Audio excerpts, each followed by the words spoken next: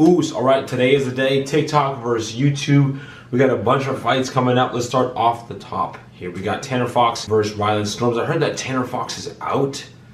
I don't know if he said it was like mental health issues. Listen, if you haven't fought before or if you have nerves, when you're fighting, literally sometimes it feels like you'd rather be anywhere else besides preparing for a fight. You feel like, why would I do this? Why would I ever do something like this? I don't want to do this. Those are the normal fight nerves. So if he doesn't have someone with him who's done it before, another fighter, or if his coach is not in his ear, if he doesn't have that kind of relationship with him, I can imagine this being pretty tough. All right, here we go. These are the fights. Here's who we got. Look at our card. What is this world? I still cannot believe this influencer fighting stuff. I think I'm never gonna fully soak this in. But anyways, Tanner Fox versus Rylan Storms. So I'm gonna be taking Rylan Storms by the small fact that Tanner Fox is out. Just heard he's out. Did I say that already? The dude is out. He backed out of the fight. This is not uncommon in fight sports. It happens a lot with amateurs, especially amateur boxing or kickboxing or MMA. You see new guys not making the walk all the time. All the time. Fight game is not easy. It's mentally tough. It's draining. It's difficult. So it's tough when it happens on a platform like this, but I'm not surprised. So Jarvis and Michael Lee are next. Now, you guys saw my reaction video to the documentary yesterday. I'm obviously taking FaZe Jarvis. You'd be crazy to think I wouldn't take Jarvis, but Michael Lee, him being a dancer, we just haven't seen much on him. I don't think you can literally find anything on him. From the outside, the cops in the orbit, cause somebody got popped, now they knocking on doors trying to find an informant, but I ain't seen Nathan. Transformation's been amazing. Your technique. Well, looking okay hitting the pads, like he's taking it serious. Doesn't look like a total slouch thus far. Foundation, technique is everything. Stuff that I seen got me traumatized. I let the K go when Johnny died. Swinging that motherfucker side to side. We don't participate, ain't with that squashy shit. All we believe in is homicide. Everyone can punch. What I'm looking for is footwork. That's what I'm trying to find right now. Footwork. Feet work. And I done made it out. The struggle don't judge me. What you saying now won't budge me. Alright, y'all, so we're here with Ricky. He's my... Alright, again, didn't see much. Didn't see any footwork, but doesn't look terrible. Doesn't look terrible. So, it's going to be an interesting one, but obviously goes to FaZe Jarvis. Next, we got DDG versus Nate Wyatt. Okay, DDG we know has some experience. Let's check it out. Alright, that was a nice quick shot, nigga. Do it again. I will say that's what I like. I'm not seeing this a lot from a lot of people competing, but the jump backs. Notice how he did his combination, jump back through another combination. This is the stuff we want to see. Uppercut while moving back. Very important. You got to be able to fight going forward and backwards at the beginning level. Amateur guys don't know how to fight. The guy who has better footwork, okay, the guy who moves better, will most likely win. You're not setting traps. You're not doing it. It's not like a high level game early on. So typically the person who has better footwork, who maintains distance better, is going to win unless the other person just lands something lucky. But very rare at this stage. Very.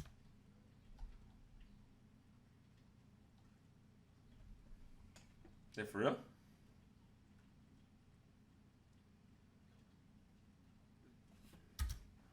This is not good. Who? This is the guy? I don't think. I'm gonna have to look at some other footage. Are they trolling? One thing you notice, his feet are stuck in the ground, stuck in the mud. You know, the hands are low. He's trying to shoulder roll, his hips, his butt sticking out. No power on the punches. Hold on a second. Let's just go with DDG on that one. There's no disrespect. He just looks very, very, very, very, very brand new, very raw. So DDG all the way. All right, let's go. DEJI and Vinny Hacker. Let's look up some Vinny Hacker stuff because obviously I'm going to go with your boy DEJI. He's been training longer. He wants to redeem himself. He's got some extra motivation. Almost took out Jake Paul. Gave Jake Paul his toughest matchup thus far. Let's see what we got from Vinny here. DEJI, I'd assume his style is pretty much the same. He's just going to be better, right? Faster. He's going to be more confident in the ring. He's gonna fight better. right? He's been doing more sparring, those things, probably hits a little bit harder. So we know what we're going to see from DEJI. Just a slightly better version of himself.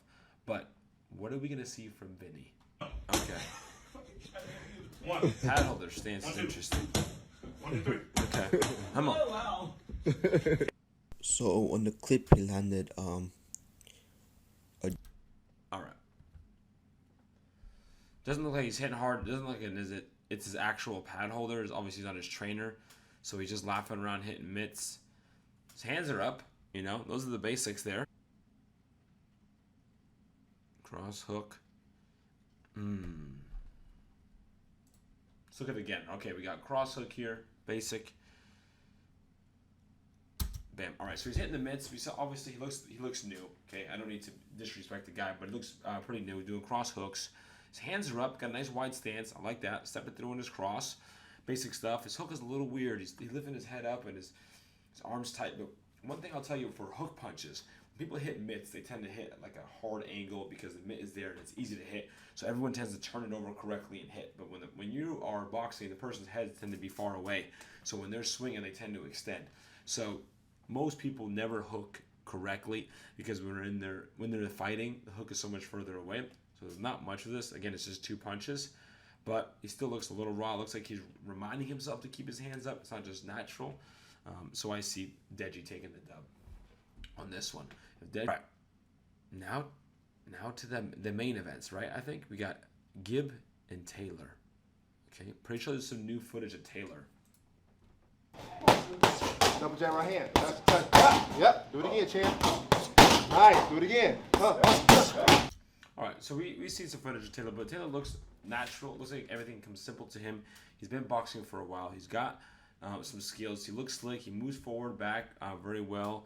He's got some good pop to his hands. He seems accurate, right? Doesn't seem to load too much on his punches, right? But the question is the power. One thing we didn't get a chance to see from GIB is him get into the later rounds. GIB uses his volume and his cardio as a weapon, right? So he needs to get into the later rounds for him to be effective. He's not typically someone who's going to be effective early, even though I would say he looked in pretty good shape. Let's find a picture real quick of GIB. I think I found it. Look at him. Dude, he looks like this is the best shape he's ever been in. He has a pretty good lats there.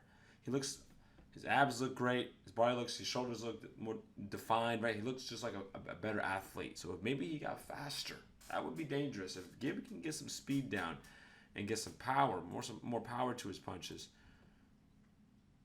Look at him. Much better shape. Because before, right, he just seemed slower and not as strong. He didn't have the speed, didn't have that. But, maybe he's developed some of that in this camp. And that would be huge for him because he's someone he's got the heart, he's got cardio for days, and he knows how to punch in volume. He can fight in close. But he didn't have that one-punch power or something to really threaten you or really hurt you in the ring. So if he can present that to Taylor, Taylor isn't that big of a guy, right? He doesn't walk around as a heavier guy, so he doesn't have the power of someone like Jake. So I think that if GIB can implement some backwards footwork, some lateral movement, some in and out, not just being forward, and find spots in the fight to put Taylor against the ropes and to be effective and to clinch and to make it, a dirty boxing fight in a sense, I think it'll help GIB. But GIB's just got to make sure he stays safe and protects himself early in the fight. And if this goes later in the rounds, I don't know how many rounds this is. Taylor looks pretty sharp, but I feel like if it goes later, GIB can give you like a crazy round. Even if he doesn't win it, he's getting popped. He may just fatigue out Taylor by sheer volume, and that will help him later. I'm not sure if he's gonna get a TKO, but I could see GIB winning a split decision. But Taylor Hall looks sharp. You can't deny he looks sharp. So this is a tough one, but Taylor has not fought before. This is his thing. He's sparred, he's trained, but he has not had an amateur fight or a pro fight, right? So with this picture alone, I'm going for GIB. Okay, I know he's my buddy. I got to root for my guy. Okay, I can't go against my guy. But also experience plays a factor, and I think GIB is going to be able to fix his holes. He realized he's gotten caught. I don't see him just running in there again and just constantly pressuring.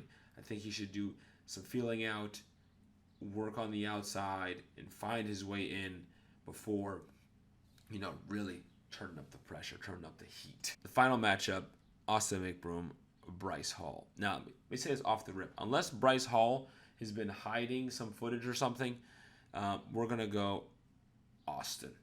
Okay, definitely Austin.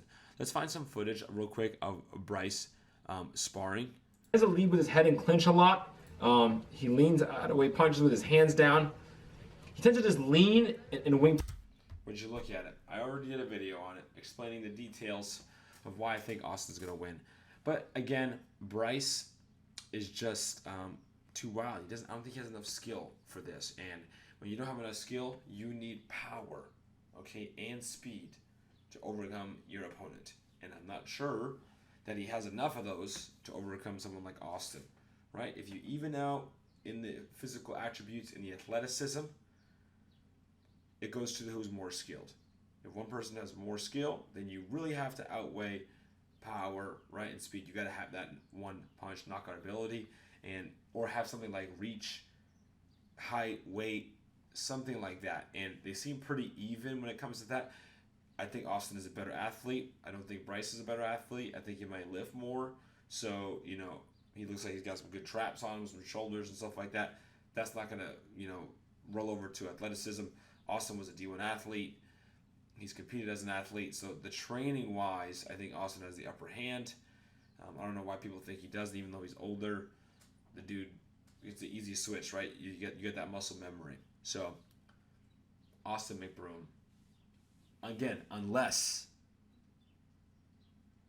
Bryce has got some up his sleeve. And every time we've said that, it's never happened that way. Whenever someone says, unless this person is just faking it, it's never worked. So let's just put that out there, unless it's this time. All right, there's my final picks. Let's put a wager on this, okay? Let's put a wager on this. Let's talk like bet. Who do you guys think? I'm thinking about potentially coming out of retirement. Okay, potentially. I'm going to do a video on it, but I don't want to go too far into it. But let's say out of these few people here, if somebody wins, who do you think I should compete against next as my coming out of retirement? Could it be DDG, Austin McBroom? DDG might be too small. Maybe Taylor if he's a little bigger. I don't know. I can't find GIB or DEJI. Stop it, guys, or Jarvis. Obviously, the guys are newer, but I don't know. Maybe there's some guys here who, if they look good, they want to take another step up the ladder. I don't know. But you tell me. Who do you think has the potential? Leave a like and subscribe. Which camera? Oos.